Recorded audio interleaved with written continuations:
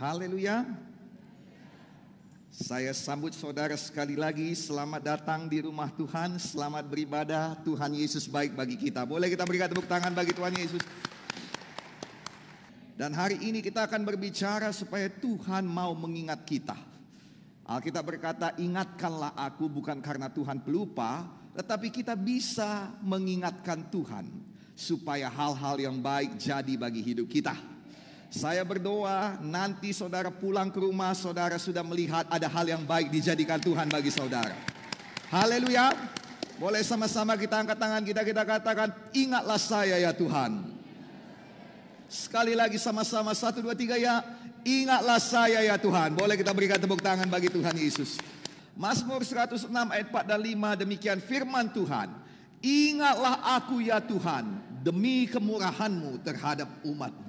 Perhatikanlah aku demi keselamatan daripada-Mu, supaya aku melihat kebaikan pada orang-orang pilihan-Mu, supaya aku bersuka cita dalam sukacita umat-Mu, supaya aku bermegah bersama-sama milik-Mu sendiri. Haleluya. Boleh kita berikan tepuk tangan bagi Tuhan Yesus. Ketika Tuhan mengingat, itu tidak berarti ada hal yang buruk jadi di depanmu. Ketika Tuhan mengingat, itu diperuntukkan untukmu. Dikatakan ingatlah aku Tuhan, supaya aku, memang kedengarannya agak egois, tetapi ini adalah satu doa yang dibutuhkan ketika seseorang ada dalam kesesakan. Nah saudara yang kasih dalam nama Tuhan Yesus Kristus, ingatlah aku ya Tuhan. Bukan demi aku, bukan demi kebaikanku, bukan demi kesucianku, bukan demi perbuatanku, tapi demi kemurahan-Mu terhadap umat-Mu. Kita mohon Tuhan mengingat saudara. Kita mohon Tuhan mengingat saya. Kita mohon Tuhan mengingat kita. Bukan karena kehebatan kita, tetapi demi kemurahan Tuhan. Ingatlah kami demi kemurahan-Mu ya Tuhan. Amin. Tetapi Tuhan tidak pernah lupa. Tuhan kita tidak pernah lupa Engkau. Dia ingat muka-Mu, Dia ingat nama-Mu. Dia ingat Engkau bahkan sebelum Engkau dijadikan. Tuhan kita punya kapasitas mengingat jauh daripada komputer manapun. Tuhan kita punya kapasitas mengingat jauh daripada saudara mengingat. Haleluya. Dan ini yang kadang-kadang membuat kita menjadi takut. Apa yang terjadi kalau Dia ingat kesalahanku? Apa yang terjadi kalau Dia ingat dosaku? Apa yang terjadi kalau Dia ingat pelanggaranku? Saya mau memberitahu pada saudara satu kabar baik, bahwa Tuhan kita punya hak untuk memilih. Dan Alkitab berkata, Dia memilih untuk melupakan dosa-dosamu. Oh, haleluya. Boleh lebih semangat lagi. Tuhan tidak mau mengingat dosa-dosa kita. Kenapa? Karena dosa itu menyakiti hatinya. Dia tidak mau mengingat hal yang menyakiti hatinya. Berhenti mengingat hal yang menyakiti hati kita. Haleluya. Yang kedua, Tuhan tidak mau mengingat dosa itu. Kenapa? Karena sudah ada jalan keluarnya. Kalau sudah ada jalan keluarnya, sudah diberkati, sudah bebas, jangan ingat-ingat lagi. Jangan kembali lagi pada muntah yang sama. Yang setuju katakan haleluya. Tuhan tidak mau membenci kita. Tuhan melupakan dosa kita, memilih untuk melupakan dosa kita karena Dia tidak mau membenci kita karena dosa-dosa kita. Nah saudara kasih dalam nama yang terakhir, karena Dia telah memutuskannya. Dia Tuhan, segala keputusannya adalah adil, segala keputusannya adalah benar. Dan kita bisa mengambil keputusan sesuai dengan apa dikatakan Alkitab. Amin. Amin. Kalau kita terus-terusan memandang pada dosa, Mazmur berkata tidak seorang pun yang tahan berdiri di hadapan-Mu. Puji Tuhan, Dia penuh rahmat. Pada masa seperti ini, kita butuh Tuhan yang perlu penuh rahmat. Kita butuh orang-orang yang penuh rahmat. Mazmur 103:12 berkata, sejauh timur dari barat, sejauh itulah dibuangnya dosa-dosa kita. Kalau dikatakan dalam Alkitab kita, dijauhkannya kita daripada pelanggaran kita, artinya kita tidak bisa menyatu lagi daripada pelanggaran kita. Betul, amin untuk itu.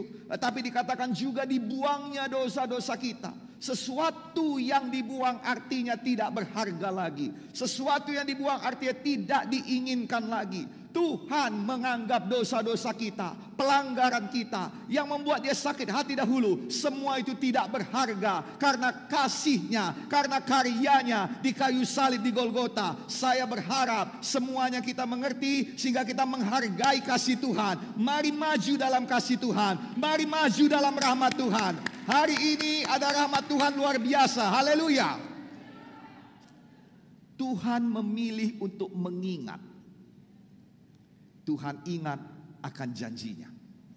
Ketika kita dalam keadaan sulit, seharusnya kita mengingatkan Tuhan akan janji Tuhan kepada kita. Haleluya. Ketika Tuhan mengingat, Dia pilih untuk ingat, maka kesulitan dan masalah kita pasti berlalu. Boleh kita berikan tepuk tangan bagi Tuhan Yesus. Masalah datang gak permisi. Masalah tidak gentleman, dia datang tanpa permisi. Dia datang membuat kau terkejut selalu. Betul? Betul? Bahkan ketika kita sudah memprediksi masalahnya, kadangkala datang yang lebih besar. Dan Alkitab berkata dia datang seperti air. Dan Alkitab berkata musuh datang seperti banjir. Yesaya 59 ayat 19. Dikatakan pada waktu musuh datang seperti banjir, seperti air tiba-tiba datang. Dan ini menjengkelkan sekali. Haleluya. Nah, yang saya mau katakan, musuh datang, masalah datang seperti banjir.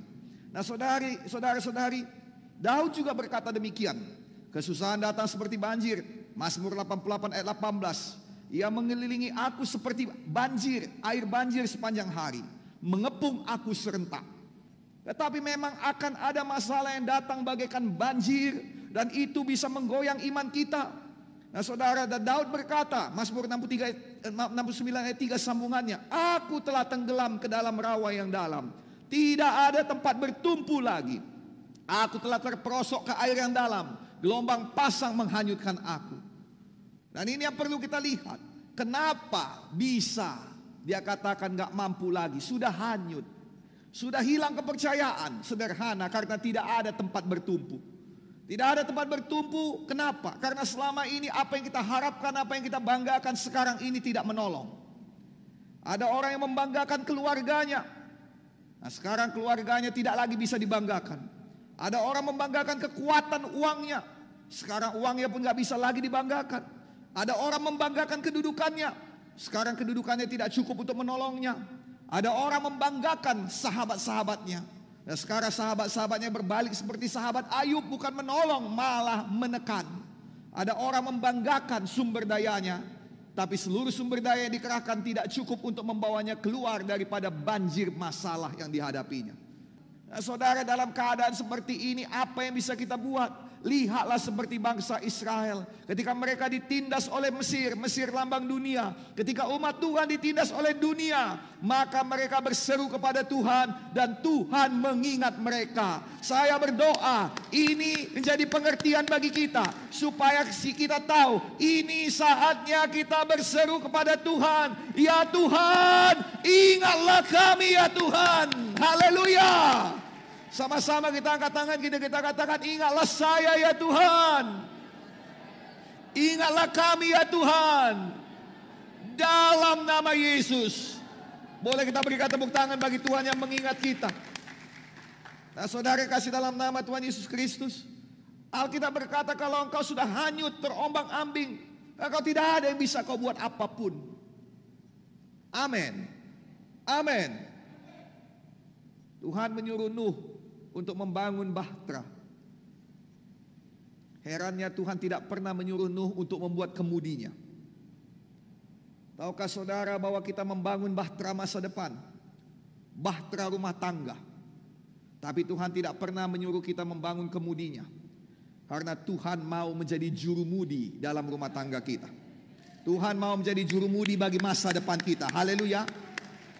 Bahtera Nuh tidak punya kemudi. Itu satu bahtera yang besar. Bahtera yang menyelamatkan dunia. Bahtera dengan segala sesuatu yang ada di dalamnya. Bahtera itu berfungsi ketika banjir datang. Haleluya. Haleluya. Nah, saudara, apa yang terjadi? Bahtera yang kita bangun ini, gereja ini, kehidupan saudara, masa depan saudara tidak akan pernah teruji, tidak akan pernah berfungsi dengan benar kalau tidak ada masalah yang datang bagaikan banjir. Biarkan dia datang, supaya terbukti apa yang kita bangun selama ini, apa yang kita tabur selama ini, apa yang kita kerjakan selama ini, atau yang kita imani selama ini, apa yang kita lakukan, itu bisa berfungsi dengan benar. Haleluya. Saya bersyukur kepada Tuhan, karena sebenarnya GKI banyak dilanda oleh masalah, tetapi sampai hari ini Bahtera ini masih berfungsi. Bahtera ini masih berlayar, dan arahnya ditentukan oleh Tuhan. Terpujilah Tuhan juru mudi kita. Boleh kita berikan tepuk tangan bagi Tuhan Yesus. Tapi kalau saudara lihat apa yang terjadi pada Nuh, Bahtera itu tidak tenggelam, tapi terombang-ambing tanpa tujuan. Ombak membawa kemana saja dia mau. Saya percaya ada saatnya ombak besar datang.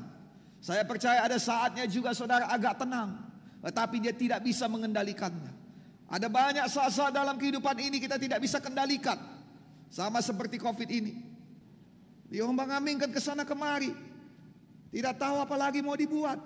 Nah saudara kasih dalam nama Tuhan Yesus Kristus, dikatakan Nuh pun tidak tahu apa yang mau dibuatnya. Tetapi saudara, ada satu ayat berkata Allah mengingat dia. Saya percaya pada masa-masa seperti ini, ketika tidak banyak lagi atau tidak ada lagi yang bisa kita buat, kita bisa angkat tangan kepada Tuhan dan berkata, Tuhan ingatlah akan aku. Tuhan ingatlah aku belum menikah. Tuhan ingatlah akan pekerjaanku. Tuhan ingatlah akan pemberianku. Tuhan ingatlah akan aku. Tuhan ingatlah aku. Dan Tuhan mengingat. Kejadian 8 ayat 1 dikatakan, maka Allah mengingat Nuh dan segala binatang liar dan segala ternak yang bersama-sama dengan dia dalam bahtera itu. Dan Allah membuat angin berhembus melalui bumi sehingga air itu turun. Haleluya. Boleh kita berikan tepuk tangan bagi Tuhan Yesus. Haleluya. Haleluya. Saya bawakan yang terakhir dulu, sehingga air itu turun. Sehingga air itu turun tadi dikatakan ketika musuh, ketika masalah datang bagaikan air banjir, banjir bandang. Air itu turun ketika Allah mengingat saudara, ketika Allah mengingat kita. Ketika kita mengangkat tangan dan berkata, Tuhan ingatlah kami. Maka Tuhan mengarahkan pandangannya kepada kita. Maka Tuhan kembali mengingat kita, kembali mengingat janji-janjinya kepada kita. Oh terpujilah Tuhan. Maka air itu pun turun. Sayang, tidak ada yang bisa membuat air turun kecuali jika Tuhan mengingat kita. Haleluya. Haleluya. Maka masalah itu pun mulai reda.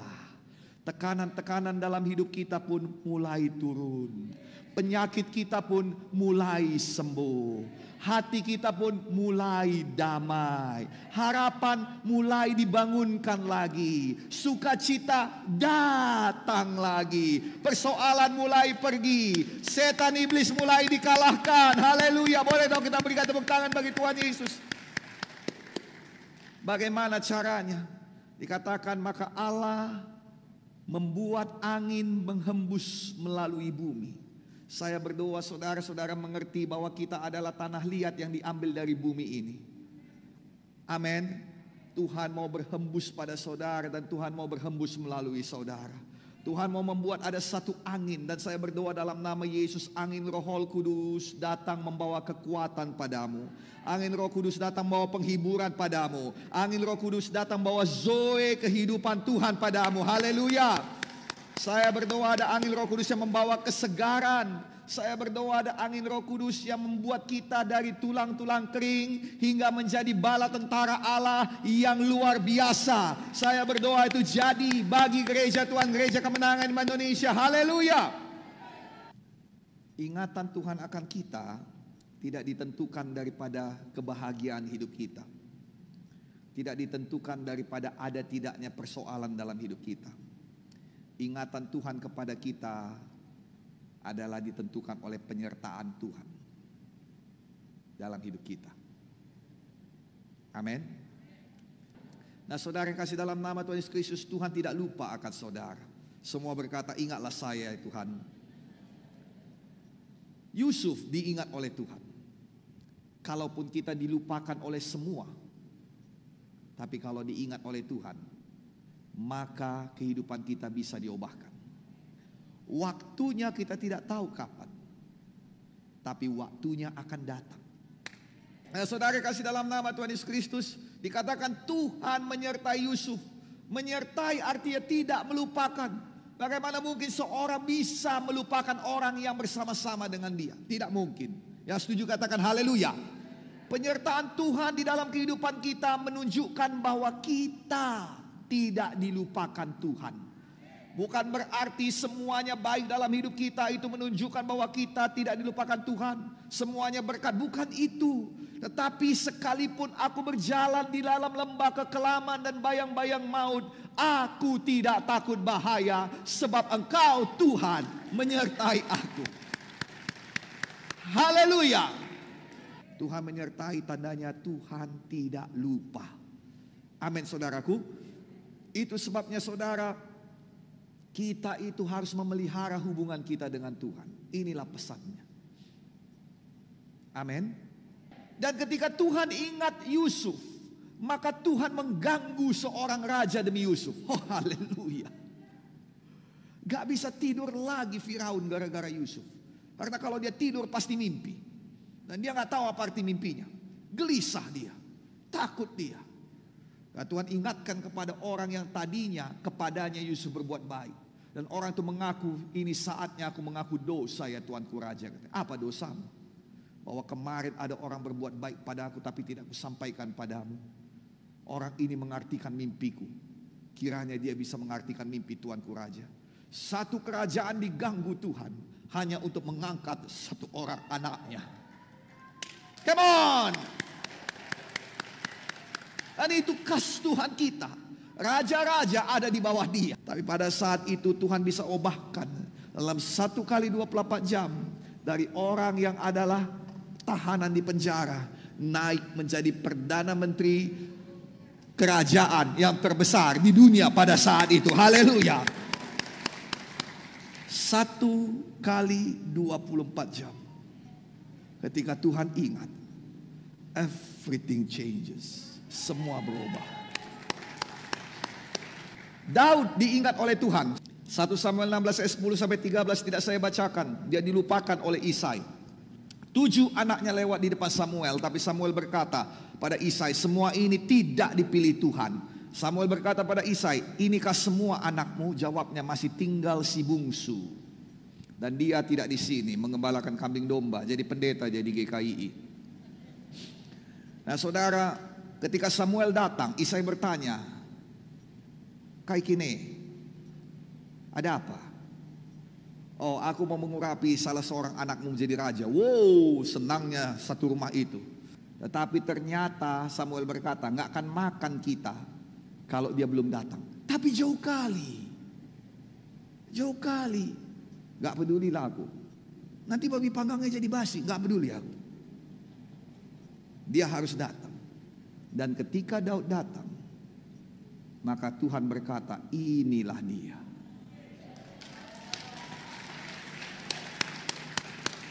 Haleluya. Nah saudara kasih dalam nama Tuhan Yesus Kristus, apa yang terjadi?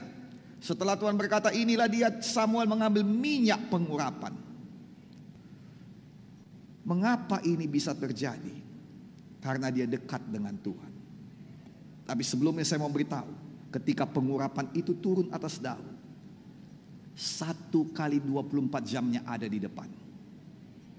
Bukan hari ini, tapi kalau dia terus, dia pasti jadi raja.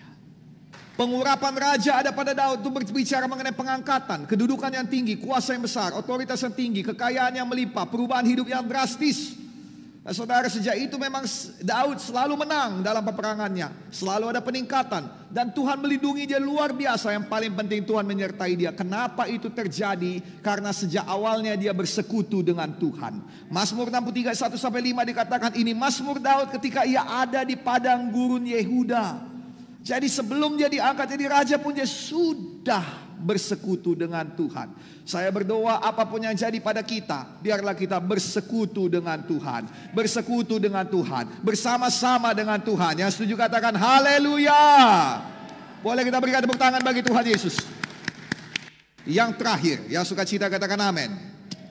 Bahwa keselamatan datang karena Tuhan mengingat doa kita. Kejadian 19 ayat 29. Demikianlah pada waktu Allah memusnahkan kota-kota di lembah Yordan dan menunggang balikkan kota-kota kediaman Lot, maka Allah ingat bukan kepada Lot, tetapi kepada Abraham. Lalu dikeluarkannya lah Lot dari tempat-tempat yang ditunggang balikannya itu. Orang lain selamat karena dia ingat engkau. Keluargamu selamat karena dia ingat engkau. Temanmu selamat bukan karena dia, tapi karena dia ingat engkau. Engkau pernah menangis untuk dia. Engkau pernah berdoa untuk dia. Engkau pernah membela dia. Hari ini Tuhan mau menunjukkan kasih setianya, bahwa tidak ada doa yang sia-sia, tidak ada doa yang hambar, tidak ada doa yang berlalu begitu saja. Haleluya, haleluya. Tetapi Tuhan minta satu kualitas pada kita, yaitu ketika orang lain menyerah, kita tidak menyerah. Amin, amin. Lalu datanglah 3 orang kepada Abraham yang sedang duduk-duduk di pohon terbantin milik Mamre. Lalu kemudian Abraham segera mengenali orang itu, yaitu Allah Bapa, Allah Anak, dan Allah Roh Kudus. Itu bukan orang biasa. Abraham datang berlari menyongsong mereka, sujud dan berkata, singgahlah sebentar. Tuhan tidak akan pernah melupakan orang yang membuka hati padanya. Dan dia pulang, dia pergi dengan meninggalkan berkat. Kira-kira waktu seperti ini tahun depan, ingat kata-kata saya tadi, 12 bakul, 12 bulan. Amin. Waktu seperti ini tahun depan, hidupmu gak akan sama lagi. Waktu seperti ini tahun depan, apa yang kau doakan jadi kenyataan. Apa yang kau rindukan diberikan Tuhan. Haleluya. Nah, saudara kasih dalam nama Tuhan Yesus Kristus, lalu apa yang terjadi? Lalu kemudian Tuhan bertanya pada dirinya sendiri. Bertiga mereka bertatap-tatapan dan bertanya, akan kita sembunyikanlah kepada sahabat kita ini? Dan Tuhan memutuskan tidak untuk menyembunyikannya. Lalu apa yang terjadi? Mereka makan sukacita. Lalu ayat 22 Kejadian 18. Lalu berpalinglah orang-orang itu dari situ dan berjalan ke Sodom. Mereka sudah pergi, tetapi Abraham masih tetap berdiri di hadapan Tuhan. Orang-orang sudah pergi, yang lainnya sudah pergi, pesta sudah usai, tapi ada satu orang yang tetap berdiri di hadapan Tuhan. Tuhan, ingatlah keluarga.